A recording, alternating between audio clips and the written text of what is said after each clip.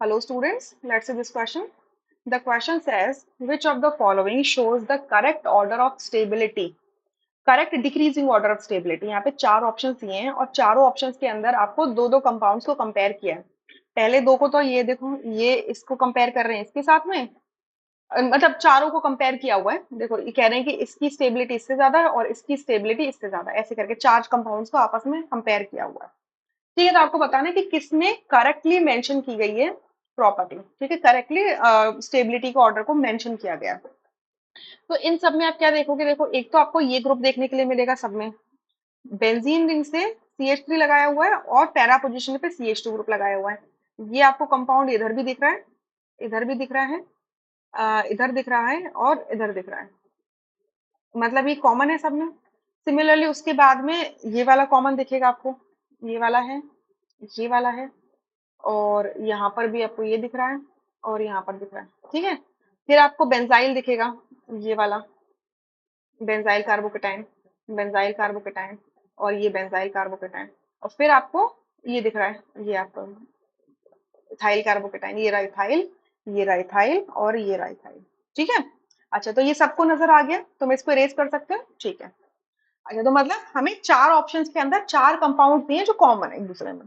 सबसे ज्यादा स्टेबल कौन सा होगा, देखो अगर ध्यान से देखना, सबसे ज्यादा स्टेबल आपका वही होगा जो इस कार्बोकेटाइन पे मैक्सिमम इलेक्ट्रॉन डेंसिटी को पुश कर पा रहा है। ठीक है, तो अगर आपने बेंजीन रिंग लगा दी है तो बेंजीन रिंग की पाई इलेक्ट्रॉन डेंसिटी मूव करेगी कार्बोकेटाइन के ऊपर। ठीक है, और उन बेंजीन रिंग में भी पैरा पोजीशन पे आपने क्या लगा दिया है, CH3 ग्रुप लगा, CH3O ग्रुप लगा दिया, मिथॉक्सी ग्रुप लगा दिया। अब इस मिथॉक्सी ग्रुप में ऑक्सीजन के पास क्या होते हैं, लोन पेयर होते हैं। तो ऑक्सीजन के लोन पेयर क्या करेंगे, रिंग के अंदर डीलोकलाइज करेंगे। लोन पेयर है ना, ऑब्वियसली डीलोकलाइज करेंगे। सो ये कार्बन, सॉरी ऑक्सीजन के लोन पेयर रिंग पर इलेक्ट्रॉन डेंसिटी बढ़ा रहे हैं, और रिंग की इलेक्ट्रॉन डेंसिटी कहाँ जा रही है, कार्बोकेटाइन पे मूव हो रही है, यानी कि ये कार्बोकेटाइन सबसे ज्यादा स्टेबल होगा। प्लस दोनों पैरा रिलेटेड है, क्योंकि ऑक्सीजन है जो मिथॉक्सी का ऑक्सीजन है, ये ऑर्थो पैरा डायरेक्टर है, मतलब ऑर्थो एंड पैरा पोजीशन पे सबसे ज्यादा इलेक्ट्रॉन डेंसिटी बढ़ाता है। ये ऑर्थो पोजीशन है, ये ऑर्थो पोजीशन है, ये पैरा पोजीशन है। तो पैरा पोजीशन में डायरेक्टली आपका कार्बोकेटाइन लगा हुआ है, तो सबसे ज्यादा स्टेबल हो जाएगा। ठीक है, अब इधर देखो, इस वाले कंपाउंड में देखो, सॉरी कार्बोकेटाइन में, नॉट कार्ब कंपाउंड में, CH2 ग्रुप लगा है, उससे बेंजीन रिंग लगी है, और बेंजीन रिंग से CH3 ग्रुप लगा है। तो बेंजीन रिंग सबसे पहले तो आपकी क्या करेगी, पाई इलेक्ट्रॉन डेंसिटी के थ्रू कार्बोकेटाइन को स्टेबल करेगी। क्लियर।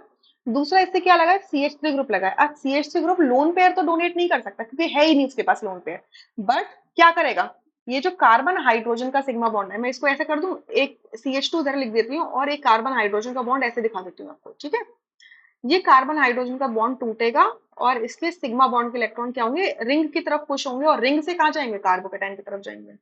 तो such effect is called hyperconjugation effect. ठीक है, जब सिग्मा बॉन्ड के इलेक्ट्रॉन पाई इलेक्ट्रॉन डेंसिटी के साथ में या वेकेंट पी ऑर्बिटल के साथ में डीलोकलाइज करते हैं, उसको कहते हैं हाइपर कॉन्जुगेशन इफेक्ट। ठीक है, सो ऑब्वियसली सिग्मा बॉन्ड के इलेक्ट्रॉन को रिंग में पहुंचाना और lone pair of the oxygen को रिंग में पहुंचाने में डिफरेंस है। लोन पेयर थोड़े से लूजली हेल्ड होते हैं, जबकि सिग्मा बॉन्ड बहुत स्ट्रांगली हेल्ड होता है। इस वजह से आपका मिथॉक्सी सब्स्टिट्यूटेड बेंजाइल ग्रुप ज्यादा स्टेबल होगा इन comparison two methyl substituted benzyl group. ठीक है, तो सही ऑर्डर दिया। उसके बाद आपका बेंजाइल लिखा हुआ है, सही बात है, बेंजाइल में सिंपल आपकी बेंजीन रिंग का इलेक्ट्रॉन डेंसिटी कार्बोकेटाइन को स्टेबल करेंगी, और सबसे लीस्ट स्टेबल होगा आपका मिथाइल ग्रुप, क्योंकि यहाँ पर कोई भी पाई इलेक्ट्रॉन डेंसिटी कार्बोकेटाइन को स्टेबलाइज नहीं कर रही है। सिंपल सिग्मा इफेक्ट की, सिग्मा बॉन्ड के थ्रू इलेक्ट्रॉन का डीलोकलाइजेशन हो रहा है, जिसे हम प्लस आई इफेक्ट बोलेंगे, क्योंकि ethyl group plus I effect show करता है। और दूसरा आपका कार्बन हाइड्रोजन का जो सिग्मा बॉन्ड है, मतलब हाइपर कॉन्जुगेशन इफेक्ट शो होगा, तो तीन हाइपर कॉन्जुगेटिंग स्ट्रक्चर्स दिख जाएंगे। तो यहाँ पे मैं H इफेक्ट बोल देती हूँ। तो ये दो इफेक्ट देखने के लिए मिल रहे हैं, बट ये दोनों ही इफेक्ट क्या है, सिग्मा बॉन्ड इन्वॉल्व कर रहे हैं, जो कि स्ट्रॉन्ग बॉन्ड होता है। यहाँ से इलेक्ट्रॉन की डिस्प्लेसमेंट थोड़ी सी टफ हो जाती है, इस वजह से इथाइल सबसे लीस्ट स्टेबल होगा। सो इस पूरे क्वेश्चन में सेकंड ऑप्शन करेक्ट होगा, rest options would be incorrect. तुम देख लो यहाँ पर, ठीक है इथाइल सबसे लीस्ट स्टेबल है, ओके फाइन, उससे ज्यादा स्टेबल आपका बेंजाइल है, फाइन, बट यहाँ पे क्या दिखा है, मिथाइल सब्स्टिट्यूटेड को ज्यादा स्टेबल दिखा दिया है मिथॉक्सी सब्स्टिट्यूटेड से, जबकि गलत हो जाएगा। क्यों, हाइपर कॉन्जुगेशन को अगर, और आप लोन पेयर के प्लस आर इफेक्ट को, जब लोन पेयर से इलेक्ट्रॉन डेंसिटी कहाँ जाती है, रिंग पर जाती है, तो उसे प्लस आर इफेक्ट कहते हैं। तो प्लस आर इफेक्ट ज्यादा डोमिनेटिंग इफेक्ट हो जाएगा in comparison to R H effect. ठीक है, थर्ड के अंदर बेंजाइल को सबसे ज्यादा स्टेबल बता दिया, जबकि बेंजाइल रिंग से, सॉरी बेंजाइल ग्रुप में रिंग से दो इलेक्ट्रॉन डोनेटिंग ग्रुप्स लगे हुए हैं, ये दोनों क्या इलेक्ट्रॉन डोनेट कर रहे हैं, दोनों के मेथड अलग है बट इलेक्ट्रॉन डोनेट कर रहे हैं। तो जब इलेक्ट्रॉन डोनेटिंग ग्रुप्स लगे हुए हैं तो वो ज्यादा स्टेबल करेंगे कार्बोकेटाइन को in comparison to the unsubstituted benzyl group. Clear? इस वजह से थर्ड वाला गलत हो गया। और फोर्थ वाले के अंदर तो आपने इथाइल को ज्यादा स्टेबल बोल दिया, किससे? मिथाइल सब्स्टिट्यूटेड बेंजाइल ग्रुप्स हैं, तो ये तो बिल्कुल ही गलत है, right? So second option is the correct answer, as per incorrect. I hope you understood, thank you.